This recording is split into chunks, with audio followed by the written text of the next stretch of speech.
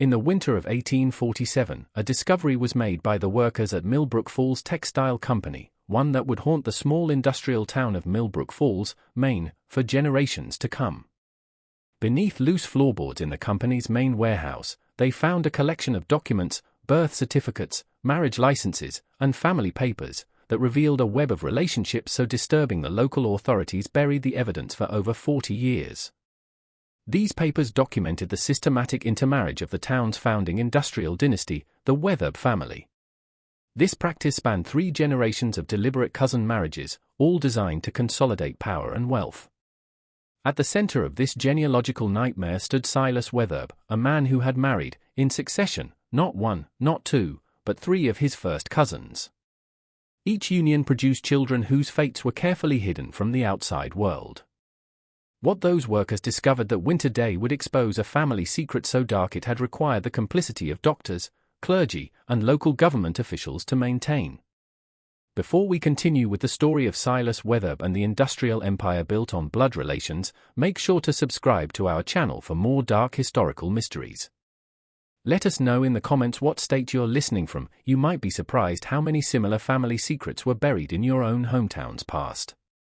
The documents found that day would eventually lead investigators to the 3rd floor of the Weatherbe mansion, where evidence of a practice carefully concealed for decades would be uncovered. A testament to American industrial ambition in the 1850s was Milbrook Falls. In just 2 decades, this town had grown from a small farming community of barely 300 souls into a thriving textile center of over 2,000 residents. This transformation had been swift and absolute, driven entirely by the vision and ruthless business acumen of the Weatherbe family. Nestled in a valley where the Milbrook River carved its path through the Maine wilderness, the town provided the perfect combination of water power and transportation access. This made large-scale textile manufacturing not just possible, but profitable. Dominating the landscape like a feudal castle was the Weatherbe Textile Company. Its red brick buildings stretched along both sides of the river for nearly half a mile. For massive mills churned out cotton cloth, wool fabric, and finished garments that were shipped as far south as Charleston and as far west as Chicago. A rhythmic heartbeat that pulsed through the town from dawn until well past sunset was created by the constant thunder of the looms. It was a mechanical symphony that had become as natural to residents as their own breathing. Standing at the apex of this industrial kingdom was Silas Weatherbe, a man whose very presence commanded respect and, increasingly, fear. In 1854, at 43 years old, he possessed the kind of lean, angular features that spoke of Puritan ancestry and unwavering determination. Already strewn with premature silver, his dark hair was pulled back severely from a face marked by sharp cheekbones and eyes the color of winter ice. Those who worked for him learned quickly to read the subtle signs of his moods, the tightening around his eyes when productivity fell short, the barely perceptible clench of his jaw when questioned about family matters, the way his long fingers would drum against his desk when plotting his next business expansion. On the hill overlooking the mills, the Weatherbe mansion rose like a monument to industrial success. It was a 3-story federal-style structure built from local granite and surrounded by carefully manicured grounds that served as a buffer between the family and the working-class neighborhoods below. Its imposing facade, with symmetrical windows and classical proportions, projected an image of respectability and permanence that few dared to question. Yet there were details about the house that struck observant visitors as odd. Consistently shuttered were the windows on the 3rd floor, despite the floor's obvious habitation indicated by lamplight visible through cracks in the shutters during evening hours. Moving through their duties with a curious combination of efficiency and obvious nervousness were the servants, all of whom lived in quarters attached to the main house. This was particularly true when they were asked about the upper floors or the family's private affairs. The religious life of Milbrook Falls revolved around the imposing presence of the First Congregational Church, a stark white structure whose tall spire dominated the town's skyline. Instrumental in its construction had been the Weatherbe family, and they remained its most generous benefactors, a fact that Reverend Josiah Holbrook never allowed his congregation to forget. The good Reverend, a thin man with intense eyes and a voice that could shake the rafters when discussing divine judgment, had arrived in Milbrook Falls the same year Silas took control of the textile company. The timing had proven providential for both men. Frequently touching on themes of family duty, divine providence in business success, and the importance of keeping God's chosen families pure and unified in their purpose were Holbrook's sermons. With crystal clarity, the town's social hierarchy reflected its industrial reality. At the top sat the Weatherbe family, isolated in their mansion-like royalty in a castle. Below them clustered the supervisors, skilled craftsmen, and small shop owners who depended on the mills for their prosperity. Families like the Hutchinsons, who ran the company store, and the Brewsters, who operated the largest boarding house for mill workers. These families formed a crucial buffer between the Weatherbes and the masses of mill workers who lived in company-built tenements along the river. These were structures that were functional but hardly comfortable, designed to house the maximum number of workers at the minimum cost. From diverse backgrounds came the mill workers themselves, Irish immigrants fleeing the potato famine, French Canadians seeking better wages than the lumber camps offered, and native-born Americans displaced from failing farms throughout northern New England. They worked 12-hour shifts in conditions that were dangerous even by the standards of the 1850s. They were surrounded by the constant threat of machinery accidents, cotton dust that clogged lungs and shortened lives, and the ever-present risk of fire that could turn the wooden floors and cotton-filled rooms into deadly infernos within minutes. Yet, despite these hardships, there was something about working for the Weatherbe mills that felt different from other industrial employment. The company provided steady wages, company housing that, while basic, was maintained in good repair, and even a company doctor who treated workers' injuries without charge. Occasionally, Silas Weatherbe himself walked through the mills, observing operations with those penetrating ice-blue eyes. Workers noted that he seemed to remember individual employees' names and circumstances with uncanny accuracy. This attention to detail extended beyond mere business efficiency. Among themselves, workers whispered about how Mr. Weatherbe seemed particularly interested in their family situations, asking detailed questions about wives, children, and relatives that seemed to go well beyond normal employer concern. Comprehensive and subtly controlling was the Weatherbe family's involvement in every aspect of town life.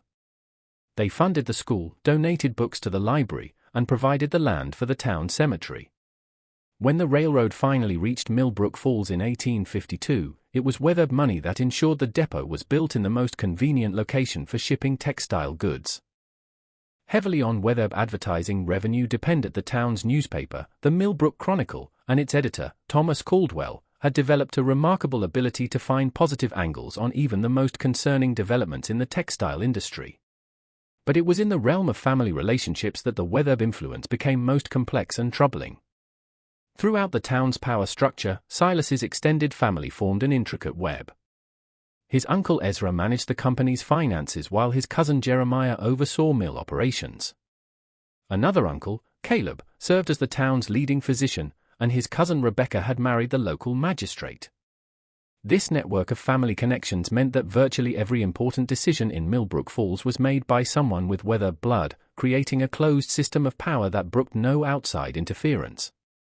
As 1854 drew to a close, the residents of Milbrook Falls had grown accustomed to the rhythms of their industrial community and the benevolent but absolute authority of the Weatherbe family. The mills provided prosperity, the family provided leadership, and the church provided moral guidance that seemed perfectly suited to their circumstances.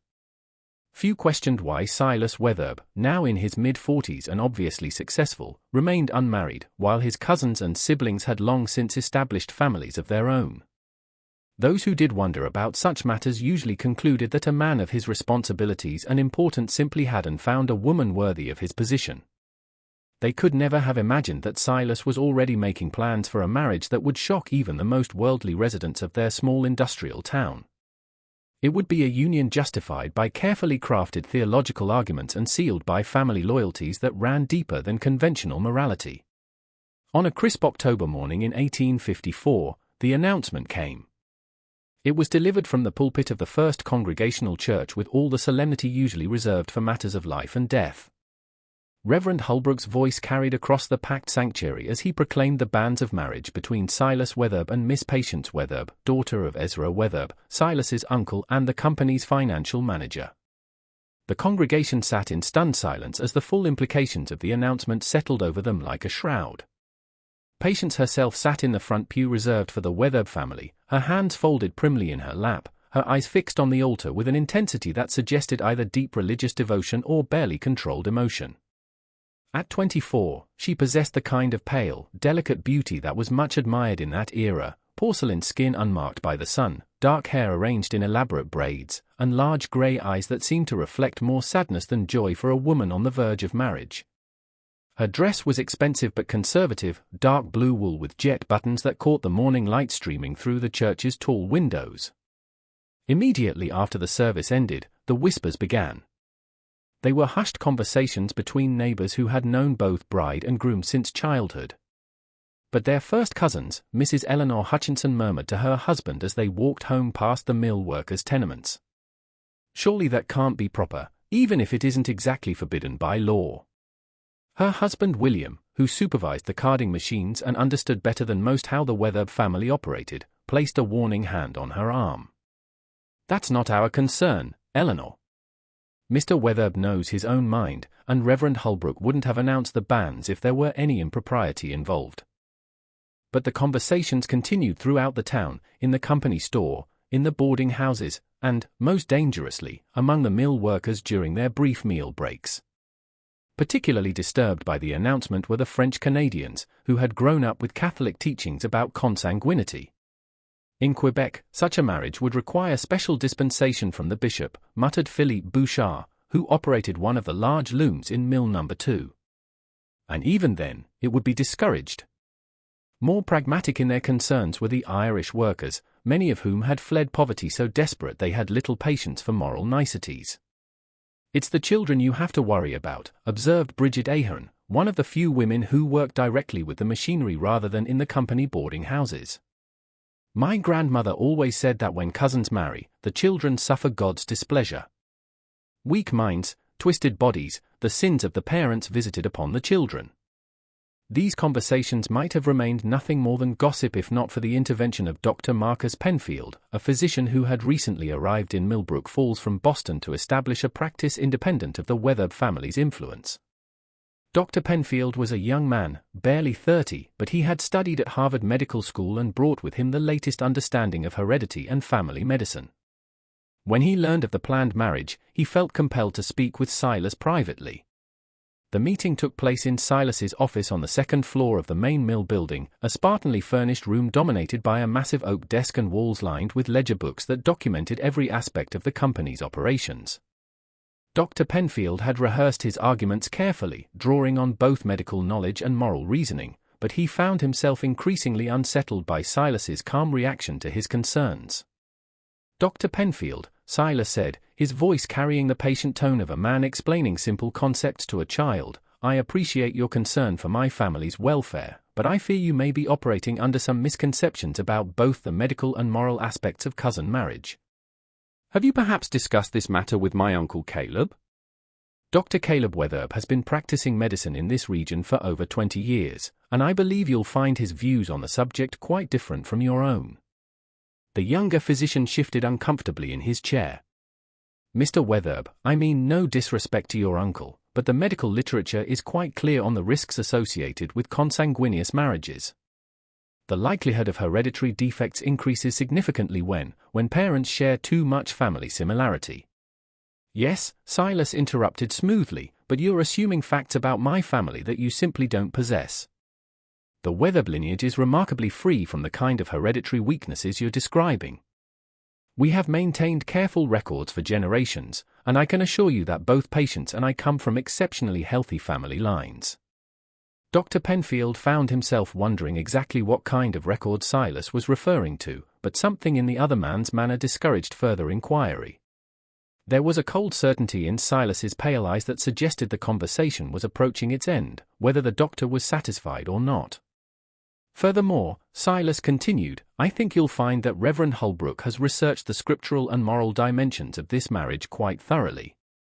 The Bible contains numerous examples of cousin marriages that were not only acceptable but specifically blessed by God. Abraham married his half-sister. Isaac married his second cousin Rebekah. And Jacob married sisters who were also his cousins. If such unions were acceptable to the patriarchs, I hardly think we need concern ourselves with the prejudices of modern society."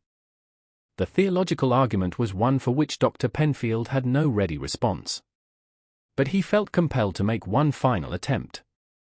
"Mr. Weatherbe, even setting aside medical and religious concerns, surely you must consider the social implications.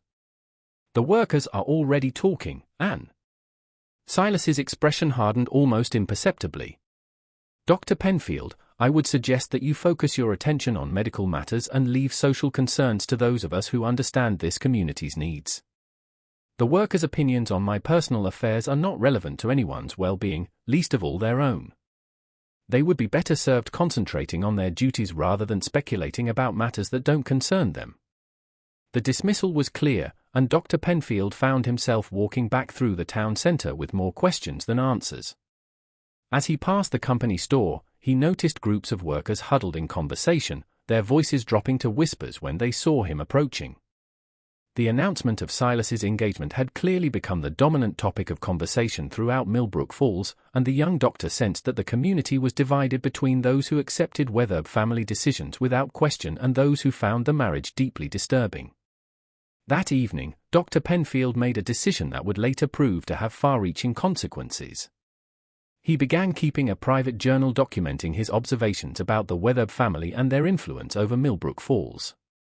His first entry, dated October 15, 1854, included detailed notes about his conversation with Silas and his growing suspicions that the textile magnate's marriage to his cousin was part of a larger pattern of family behavior that had been carefully concealed from outside scrutiny. The wedding took place 3 weeks later on a cold November morning when the first snow of the season was beginning to dust the hills around Milbrook Falls. The ceremony was held in the First Congregational Church with Reverend Holbrook officiating and the entire Weatherbe family in attendance. Patience wore her mother's wedding dress, altered to fit her smaller frame, and carried a bouquet of late-season chrysanthemums that had been carefully preserved in the church's cold vestry. What struck many observers as odd was the subdued nature of the celebration.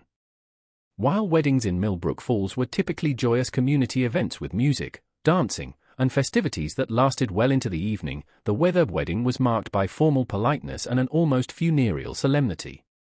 The reception, held in the mansion's main parlor, was attended only by immediate family members and a few selected community leaders. The mill workers, who had been given the afternoon off in honor of their employer's wedding, gathered in small groups throughout the town, but none were invited to participate in the actual celebration. Observing from a respectful distance, Dr. Penfield noted in his journal that night, the bride appeared pale and withdrawn throughout the ceremony, speaking her vows in a voice so soft that many in the congregation could barely hear her responses. The groom, by contrast, seemed remarkably composed and confident, as though the marriage were a business transaction he had successfully concluded rather than a romantic union. Most disturbing was the reaction of the extended family. While they were present and participated appropriately, there was an undercurrent of tension that suggested this marriage, while not unexpected, was viewed with considerable apprehension by those who know the family best. The newly married couple departed immediately after the reception for a brief honeymoon trip to Portland, leaving behind a community that was still struggling to process what they had witnessed. In the boarding houses and tenements where the mill workers lived, the conversations continued late into the night, fueled by whiskey and growing unease about what the marriage might portend for their small industrial town. "Mark my words," old Timothy Flanagan told the group gathered around the pot-bellied stove in Mrs. Brewster's boarding house. "This is just the beginning. Men like Silas Weatherbe don't do anything without a purpose, and that purpose ain't love or loneliness. There's something about that family that ain't natural. And this marriage is going to bring it all into the light." His words proved more prophetic than anyone could have imagined, though it would be years before the full horror of what he had predicted would become apparent to the residents of Milbrook Falls. The first year of Silas and Patience's marriage passed with a normality that seemed to vindicate those who had argued that the community's concerns were merely small-town gossip amplified by ignorance and prejudice. The textile business continued to prosper.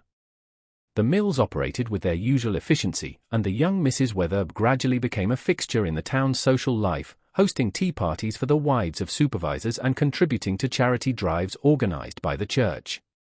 Yet there were subtle changes that perceptive observers began to notice as the seasons turned from winter to spring to summer. Patience, who had always been slender, seemed to grow thinner with each passing month, her pale complexion taking on an almost translucent quality that made her appear fragile as spun glass. When she walked through town on her weekly visits to the company store and the church, she moved with a careful, measured gait that suggested either physical discomfort or a conscious effort to maintain perfect self-control.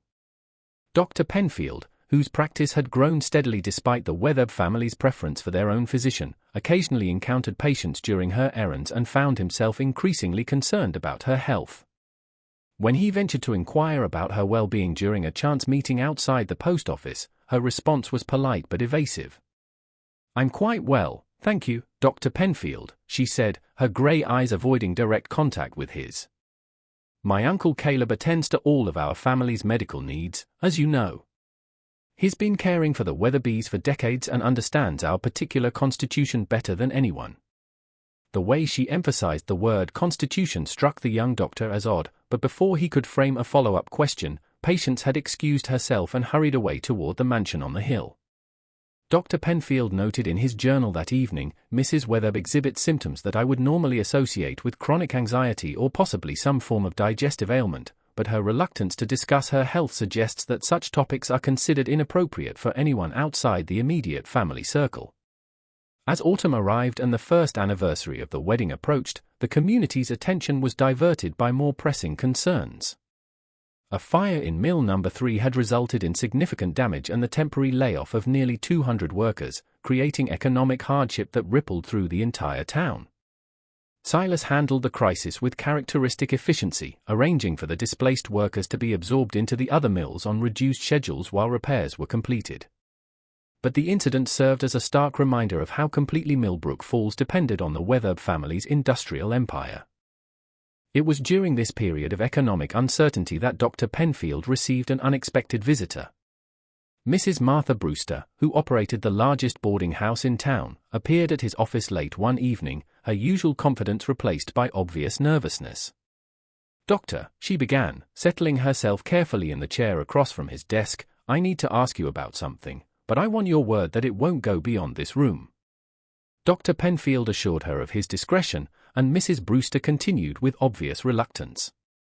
"It's about the Weatherbe family, and I wouldn't be speaking about them at all if I wasn't genuinely concerned for folks' welfare. You see, I've been running this boarding house for nigh on 15 years now. And in that time, I've housed probably 300 different mill workers.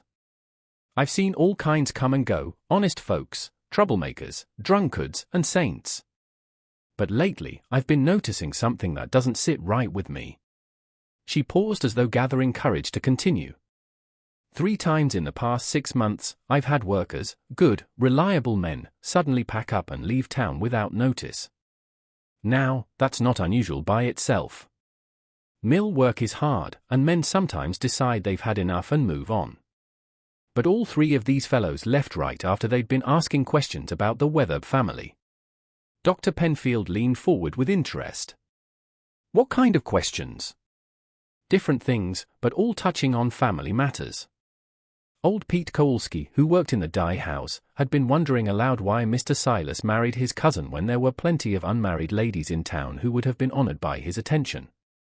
Jimmy Sullivan from the carding room had been making jokes about how the Weatherbe family tree didn't have many branches. And most recently, there was Tom Mitchell, who'd been here almost 2 years and was thinking about bringing his wife and children up from Boston." Mrs. Brewster's voice dropped to almost a whisper. Tom had been asking around about schooling for his children, and someone had mentioned that the Weatherbe family kept their own children at home rather than sending them to the town school. Tom thought that was curious and started wondering what they might be trying to hide. 2 days after he mentioned this to a few of his friends, Mr. Jeremiah Weatherbe called him into the office and told him his position was being eliminated due to improvements in machinery. "That seems like it could be a coincidence," Dr. Penfield observed, though his tone suggested he didn't entirely believe it himself. "Maybe," Mrs. Brewster agreed. "But here's what troubles me most. All 3 men left town the very night they were dismissed. And all 3 left behind personal belongings that would have been valuable to working men, tools, warm clothing, books.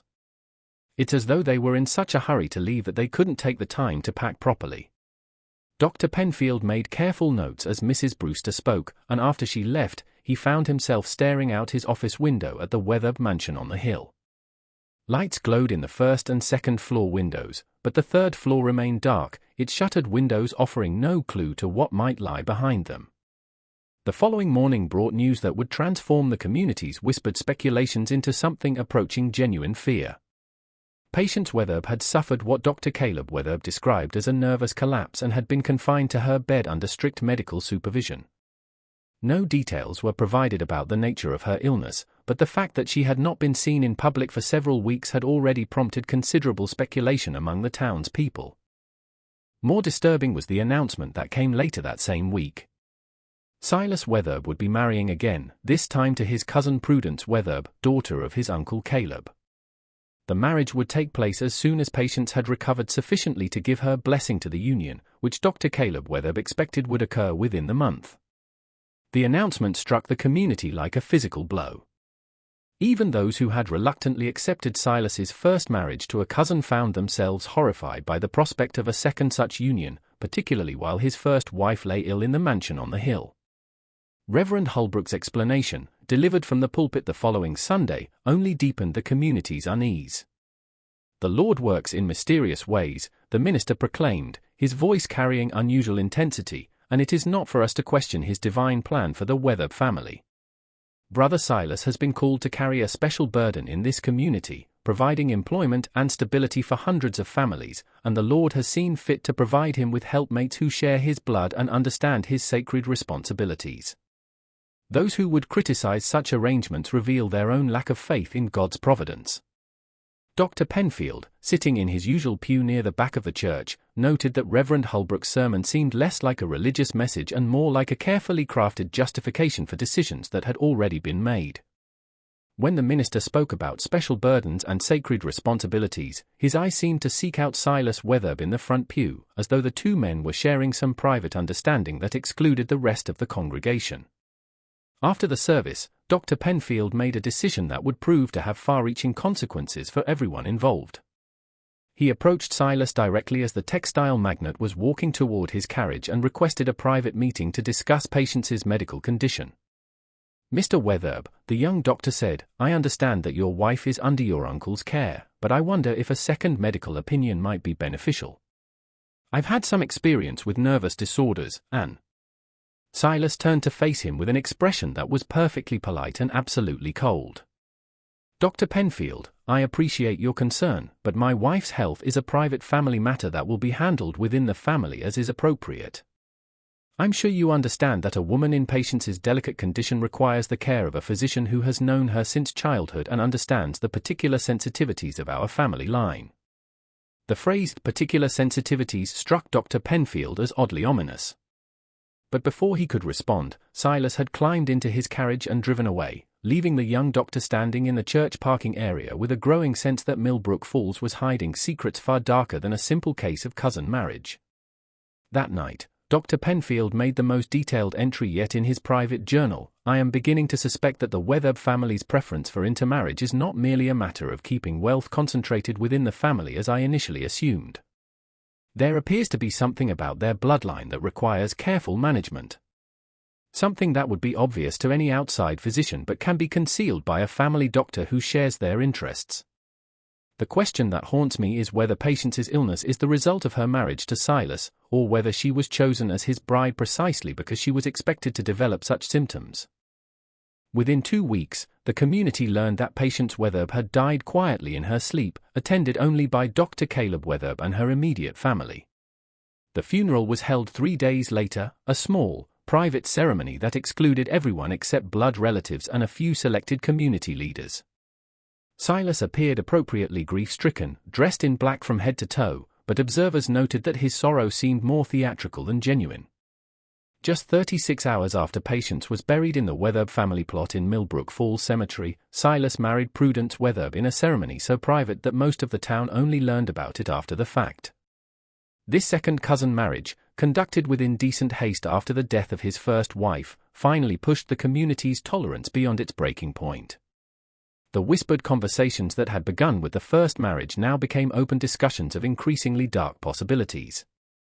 If Silas could marry one cousin and then immediately marry another after the first wife's convenient death, what other family secrets might be hidden behind the Weatherbe family's facade of religious respectability and industrial success?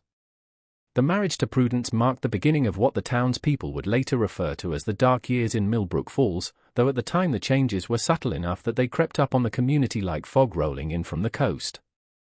Prudence herself seemed an unlikely figure to inspire fear. At 26, she was 3 years older than Patience had been, with auburn hair and green eyes that gave her a more vibrant appearance than her predecessor. Yet there was something in her manner, a nervous energy that manifested itself in rapid speech and restless movements, that suggested she was operating under considerable internal pressure.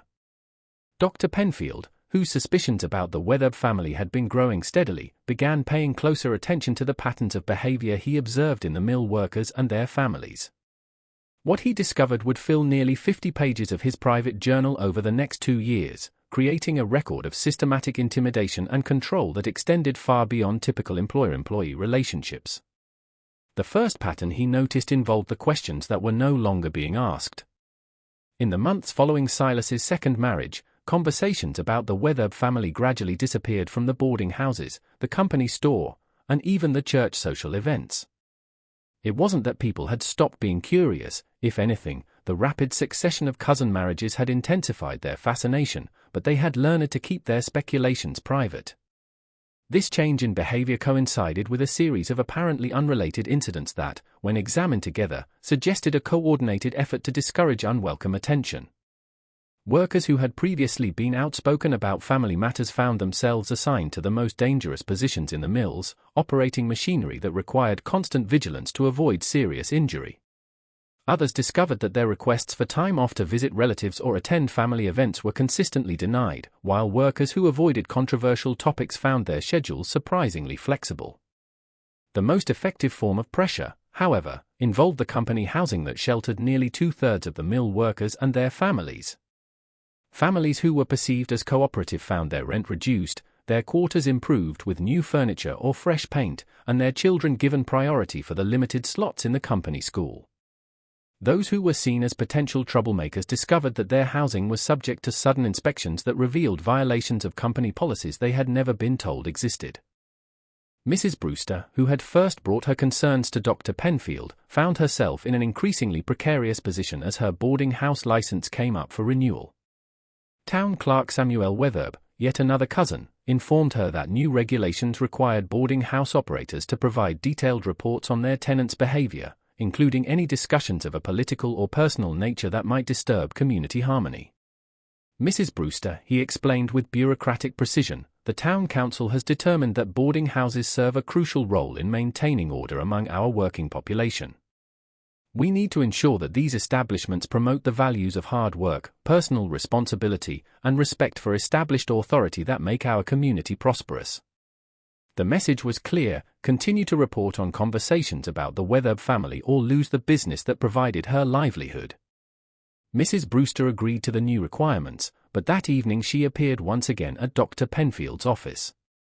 "Doctor," she said, her voice heavy with resignation, "I want you to know that I won't be able to share information with you anymore. I have a granddaughter to support, and I can't risk losing my license. But I also can't in good conscience stop worrying about what's happening in this town." She reached into her handbag and withdrew a small leather notebook. "I've been keeping my own records of the strange things I've observed over the past few years.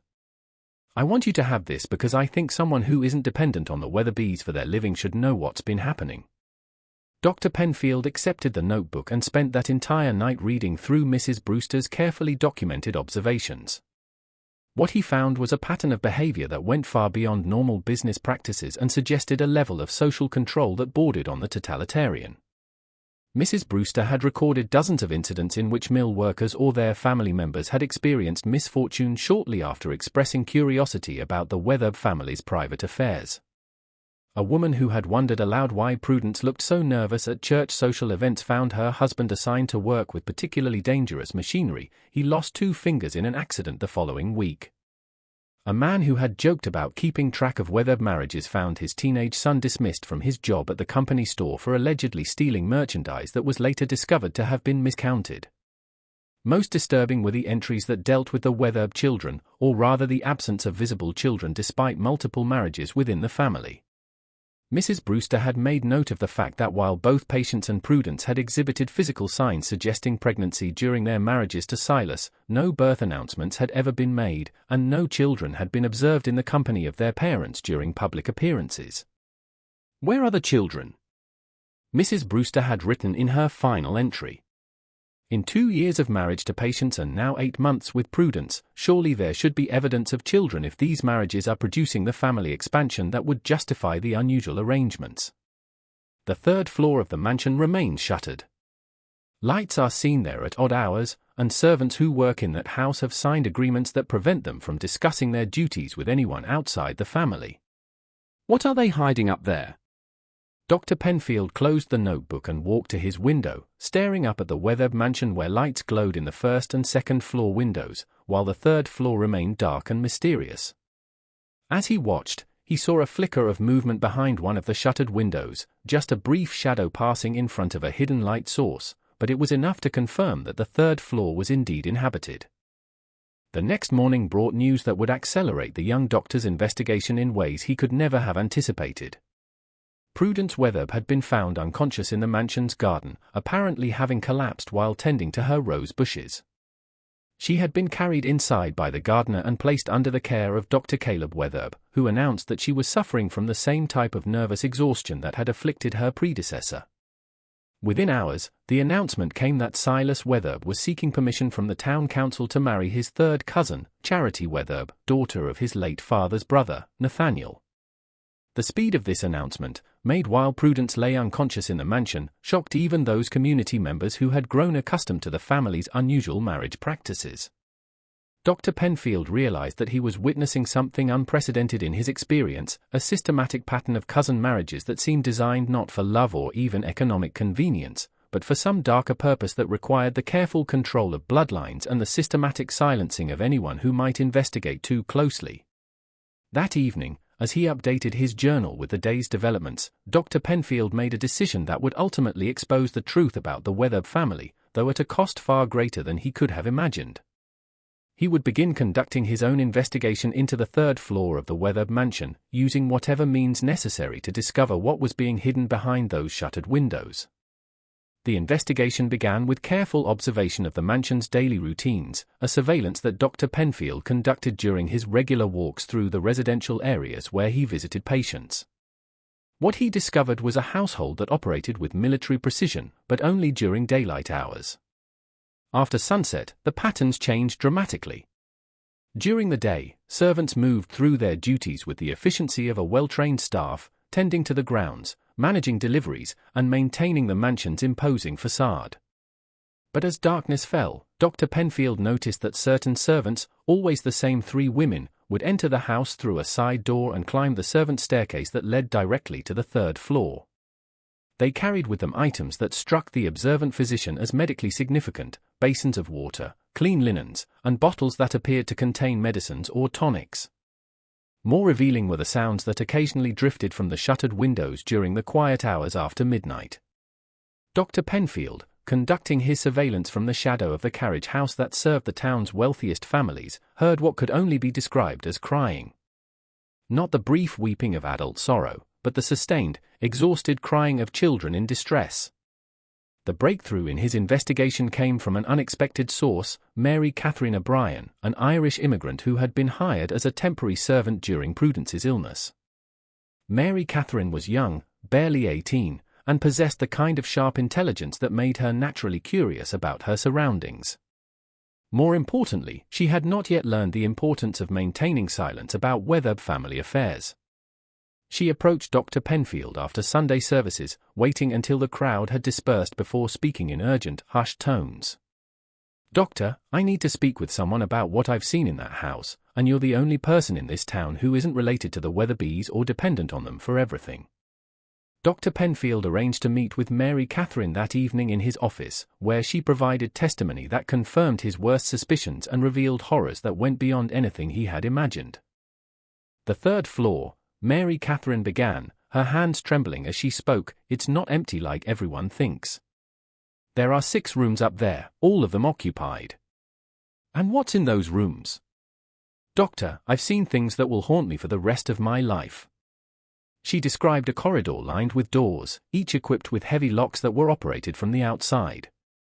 Behind those doors were children ranging in age from infants to young teenagers who exhibited physical and mental abnormalities that marked them unmistakably as the products of consanguineous unions.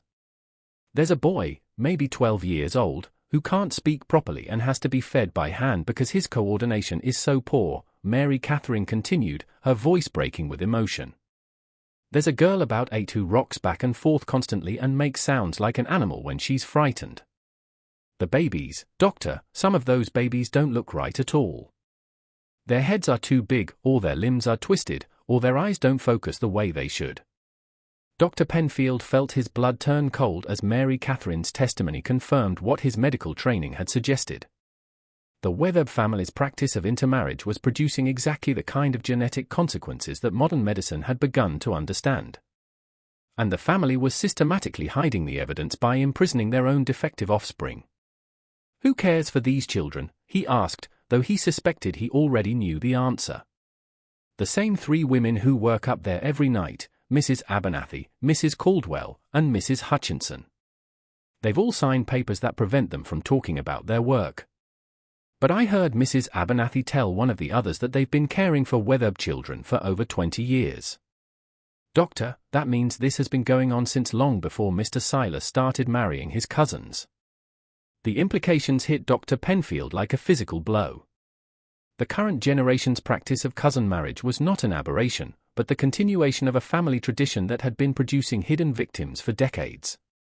Silas's father and grandfather had likely engaged in similar practices, creating a bloodline so compromised that normal marriage outside the family would risk exposing the genetic damage through children who might not survive or who would display obvious signs of hereditary defects.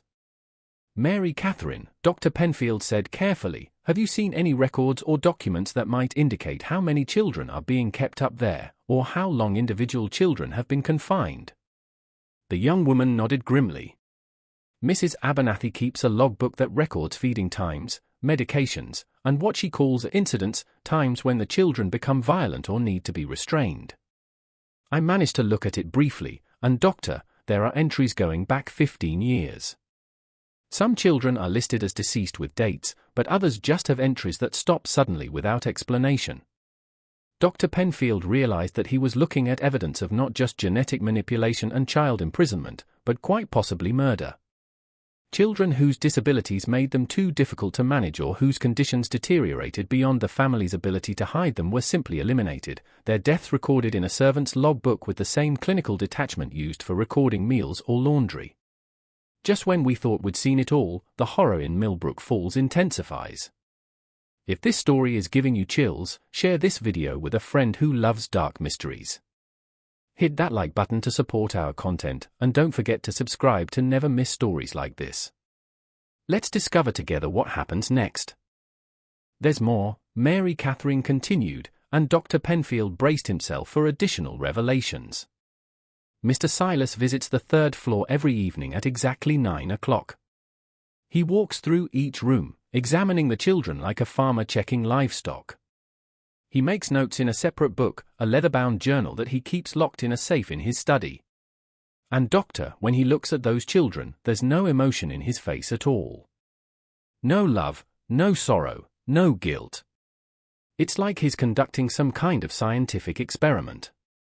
The young woman's description painted a picture of systematic cruelty that went beyond neglect or even abuse.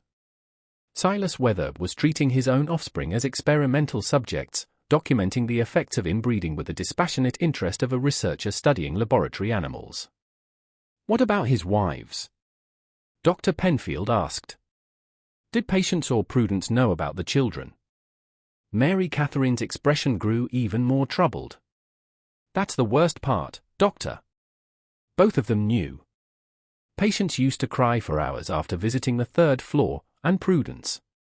Prudence became more agitated every day as her own pregnancy progressed. The night she collapsed in the garden, I heard her screaming at Mr. Silas that she wouldn't let her baby end up like the others. She was trying to run away, doctor, but she collapsed before she could reach the gate. Dr. Penfield understood now why both of Silas's wives had died or fallen seriously ill. They had been selected not just for their bloodline compatibility, but for their psychological vulnerability, women who could be controlled through fear and manipulation, who would bear children for the family's genetic experiments and then be eliminated when they became inconvenient or threatened to expose the truth. The young doctor faced a moral crisis that would define the rest of his life. He possessed evidence of crimes that included child imprisonment, systematic abuse, and quite possibly murder. But he was one man facing a family that controlled virtually every aspect of life in Milbrook Falls. The Weatherbes owned the mills that provided employment for most of the town, controlled the local government through family connections, and had the backing of the church through Reverend Holbrook's theological justifications. Moreover, any attempt to expose the truth would require convincing outside authorities to investigate a prominent family based on the testimony of a young Irish servant girl and a recently arrived doctor who had no standing in the community. The legal system in 1850s Maine was not designed to protect the powerless from the powerful, especially when the powerful had carefully constructed a facade of religious respectability and community leadership. But Dr. Penfield also understood that silence would make him complicit in ongoing atrocities. Every day that passed meant another day of suffering for the imprisoned children, and every month brought the possibility that Silas would eliminate witnesses or destroy evidence that could lead to justice.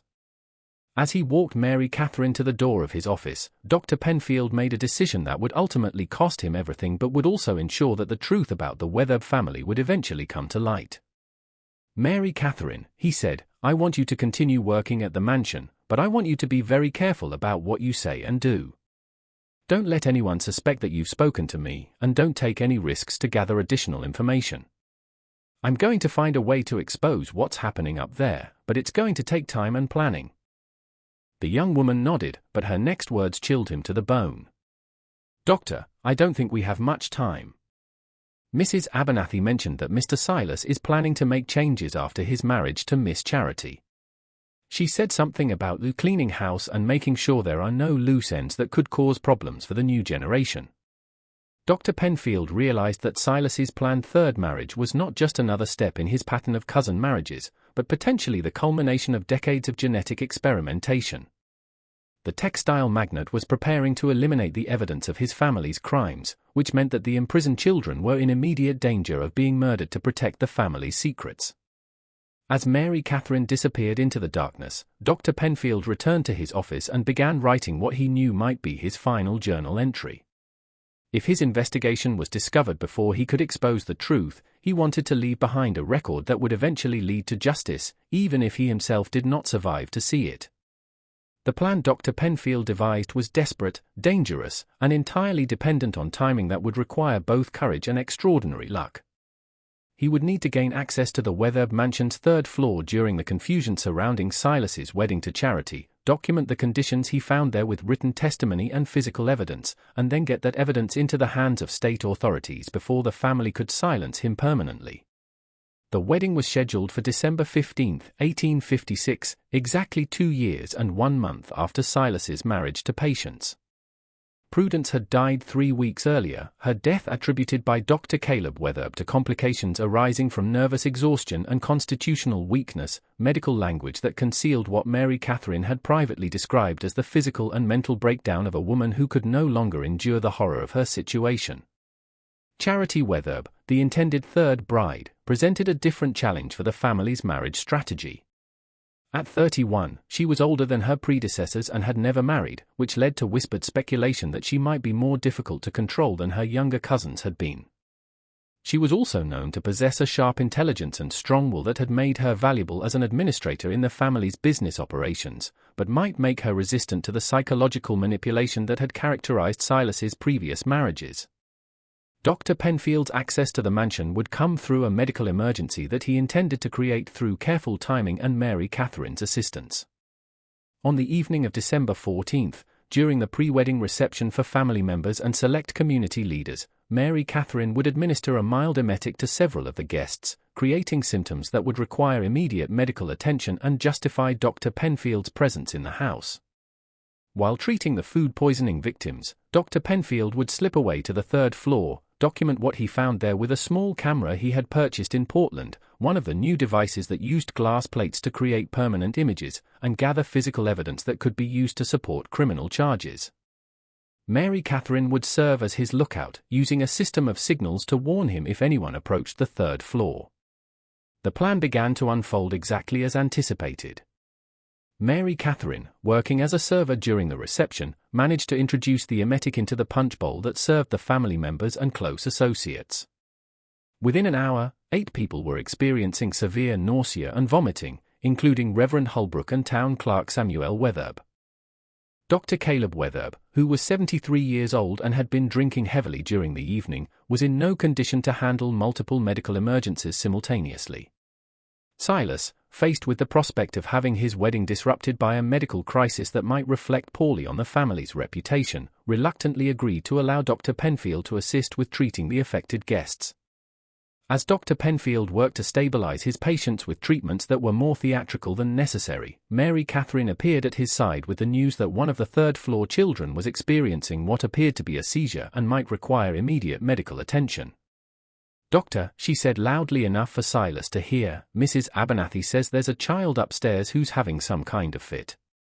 She's asking if you could take a look since Dr. Caleb is indisposed."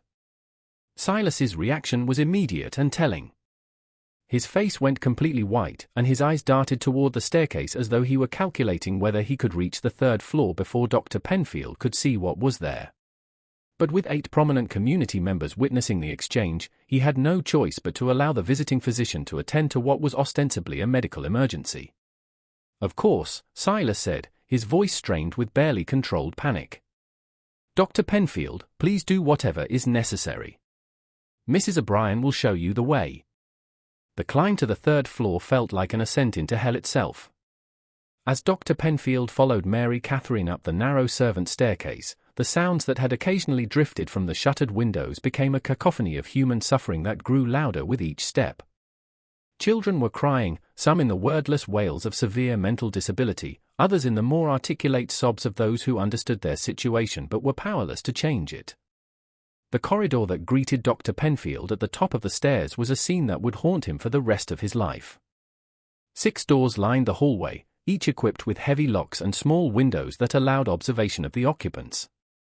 The air was thick with the smell of human waste, medicinal compounds, and the unmistakable odor of bodies that had not been properly cleaned in far too long. Mrs. Abernathy, a woman in her 60s who had clearly been hardened by years of managing this human nightmare, greeted Dr. Penfield with professional detachment. "It's the boy in room 4, Doctor. He's been having these episodes more frequently, and tonight's is particularly severe." Dr. Penfield followed her to the indicated room and peered through the observation window. What he saw was a child of perhaps 14, though his developmental disabilities made accurate age assessment difficult. The boy was experiencing what appeared to be a grand mal seizure, his body convulsing violently as he lay on a mattress that was stained with evidence of similar previous episodes. But it was the other children that provided the most damning evidence of the Weatherbe family's crimes. In the room directly across the corridor, a girl who appeared to be about 10 years old sat rocking back and forth while hitting her head repeatedly against the wall. Her skull showed the scars of previous self-inflicted injuries, and her eyes held the vacant stare of severe intellectual disability. Room 3 contained what could only be described as a human tragedy in miniature: twin infants, perhaps 18 months old, who exhibited the characteristic features of severe genetic disorders. Their heads were enlarged and misshapen, their limbs were twisted and underdeveloped, and their eyes moved independently of each other in a way that suggested serious neurological damage. The systematic documentation that Dr. Penfield had planned became secondary to the immediate moral imperative of bearing witness to suffering that defied human comprehension. As he moved from room to room, using his medical training to assess the conditions he observed, he realized that he was looking at the accumulated evidence of decades of genetic experimentation conducted with complete disregard for the humanity of the victims. While treating the seizing child with techniques designed to prevent him from injuring himself further, Dr. Penfield managed to photograph several of the rooms using his concealed camera. The images, though crude by later standards, would provide undeniable evidence of the conditions in which the Weatherbe children were being kept.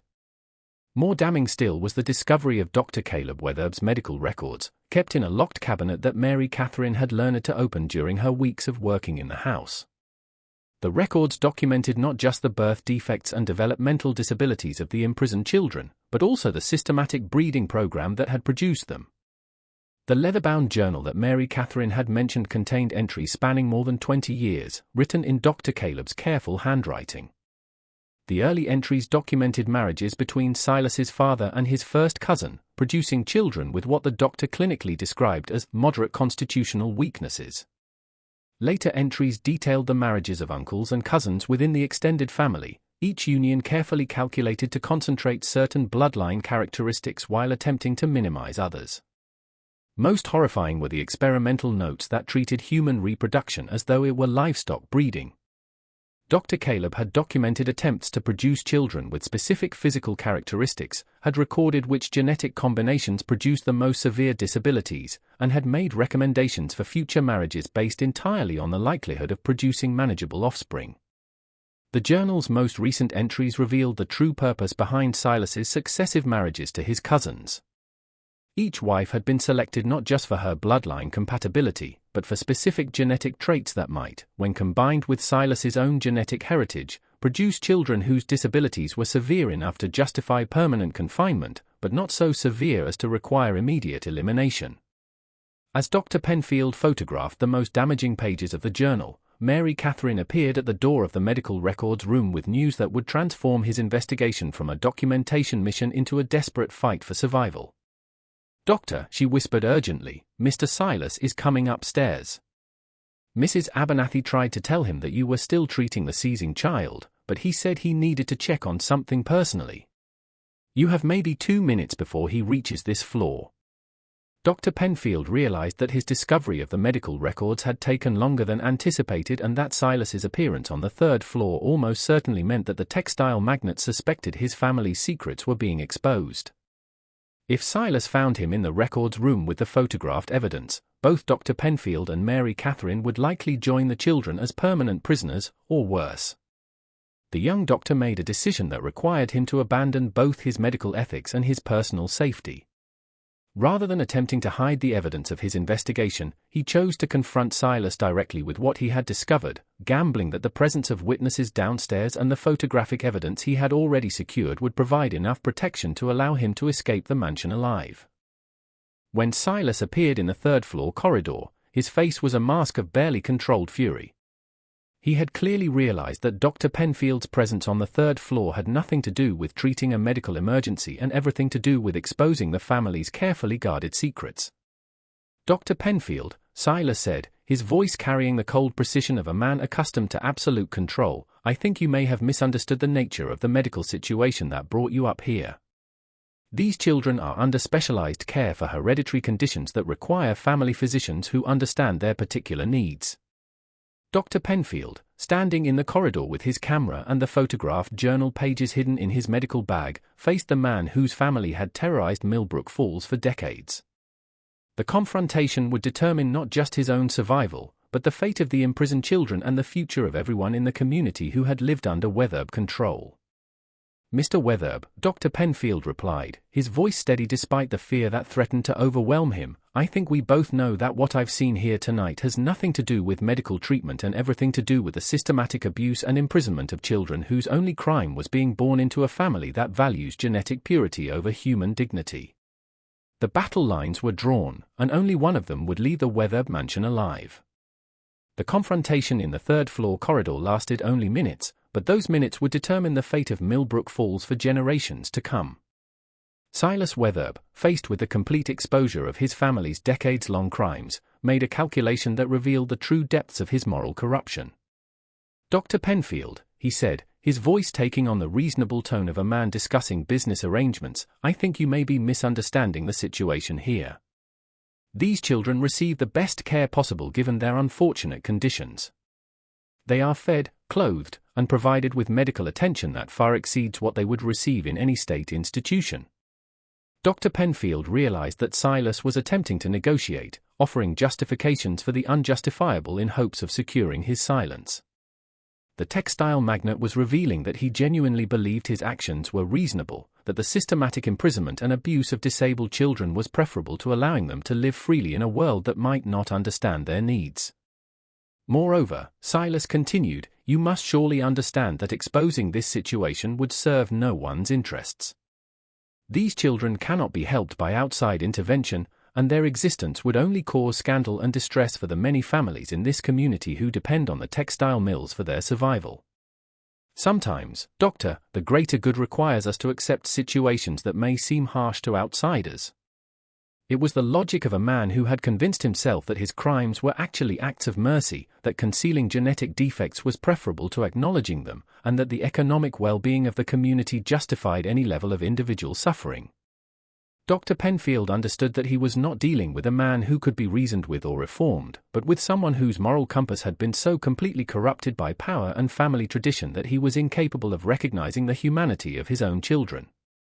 The young doctor's response was interrupted by Mary Catherine's urgent whisper from the stairway. Doctor, there are men coming up the stairs, Mr. Jeremiah and 2 others. I think they mean to trap you up here.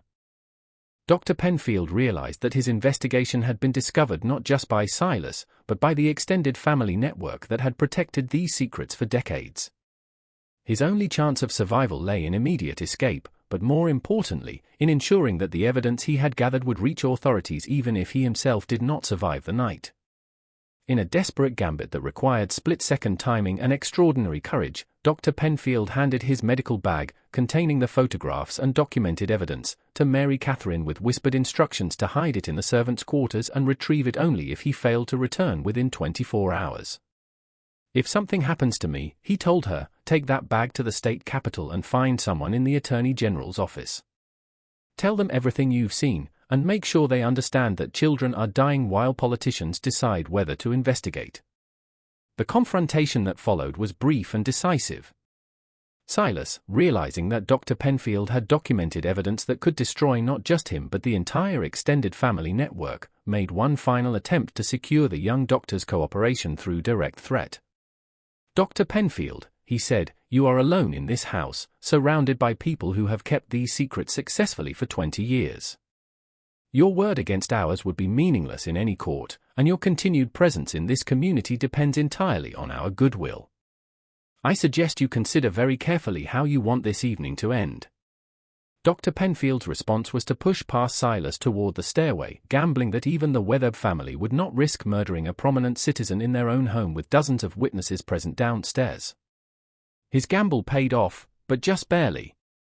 Jeremiah Weatherbe and his companions moved to block the stairs, but the sound of voices from the reception below reminded them that Dr. Penfield's sudden disappearance would raise questions they were not prepared to answer. The young doctor made his escape from the mansion, but he understood that his investigation had signed his death warrant. The Weatherbe family could not allow him to live with the knowledge he had gained, and they possessed both the resources and the ruthlessness necessary to eliminate threats to their continued dominance of Milbrook Falls. Dr. Penfield spent the remainder of that night writing a detailed account of his discoveries, preparing copies of the most damaging evidence, and making arrangements for the information to reach state authorities even if he was killed before he could deliver it personally. He also wrote letters to medical colleagues in Boston and Portland describing the genetic consequences of systematic inbreeding and providing enough detail to ensure that other physicians would understand the significance of what he had discovered. The end came 3 days later on December 18, 1856, in what was officially recorded as a tragic accident. Dr. Penfield was found dead in the Milbrook River, apparently having slipped on the icy rocks while making a house call during a winter storm. His body showed evidence of drowning, and the official investigation concluded that he had lost his footing in the darkness and been swept away by the current. But Mary Catherine O'Brien knew better. She had seen the men who followed Dr. Penfield when he left his office that final evening, and she had heard the sounds of a struggle near the river bridge. More importantly, she had hidden his medical bag exactly as he had instructed, and she understood that his death made her the only living witness to crimes that demanded justice. 2 weeks after Dr. Penfield's funeral, Mary Catherine made the dangerous journey to Augusta, carrying with her the photographic evidence and documented testimony that would finally expose the truth about the Weatherbe family. The state attorney general, initially skeptical of accusations made by a young Irish servant against one of Maine's most prominent industrial families, became convinced when he examined the photographs and medical records. The raid on the Weatherbe mansion took place on February 14, 1857, conducted by state officials accompanied by physicians from the Maine State Hospital and representatives of the newly formed Society for the Prevention of Cruelty to Children. What they found exceeded even Dr. Penfield's documented descriptions in its horror and scope. The third floor contained not 6 but 8 rooms, 2 of which had been hastily emptied in the weeks following Dr. Penfield's death. The remaining children, ranging in age from infancy to adolescence, were in various stages of malnutrition, illness, and psychological breakdown. The medical examination conducted by the state physicians confirmed that all of the children showed evidence of severe genetic disorders consistent with multi-generational inbreeding, and several showed signs of deliberate neglect or abuse. More damning was the discovery of Dr. Caleb Weatherbe's complete records, which documented not just the breeding program but also the systematic elimination of children whose conditions became too difficult to manage. The journal contained entries describing the deaths of at least 12 children over a 20-year period, deaths that had been attributed to natural causes, but which the medical evidence suggested were the result of deliberate neglect or active euthanasia. Silas Weatherbe was arrested along with his uncle Caleb, his cousin Jeremiah, and 3 of the servants who had participated in the imprisonment and care of the disabled children. Charity Weatherbe, who had married Silas just 2 months earlier, was found to be pregnant and was initially considered a potential witness rather than a co-conspirator. However, testimony from Mary Catherine and other servants revealed that she had been fully aware of the third-floor situation and had agreed to the marriage specifically because she supported the family's genetic experimentation goals. The trial that followed became one of the most sensational criminal cases in Maine's history, attracting newspaper attention from as far away as New York and Boston.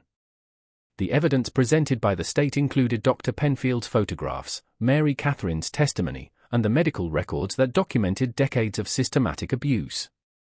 Defense attorneys argued that the family had been providing the best possible care for children whose disabilities made normal life impossible. But the photographic evidence of the conditions in which the children had been kept made such arguments transparently false. Silas Weatherbe was convicted of conspiracy to commit child abuse, kidnapping, and accessory to murder in the deaths of the children whose elimination had been documented in Dr. Caleb's journal. He was sentenced to life imprisonment at the Maine State Prison, where he died in 1863, reportedly still maintaining that his actions had been justified by the need to protect both his family and the community from the scandal of acknowledging genetic defects. Dr. Caleb Weatherbe, whose medical records provided the most damning evidence against the family, was convicted of multiple counts of murder in addition to the abuse and conspiracy charges. At 74, he was the oldest person ever sentenced to death in Maine, though he died in prison of natural causes before the execution could be carried out. The textile mills were sold to pay for the children's medical care and the legal costs associated with the prosecution. Milbrook Falls, deprived of its primary industry and forever associated with one of the most horrific family crimes in American history, gradually declined from a thriving industrial town to a nearly abandoned village.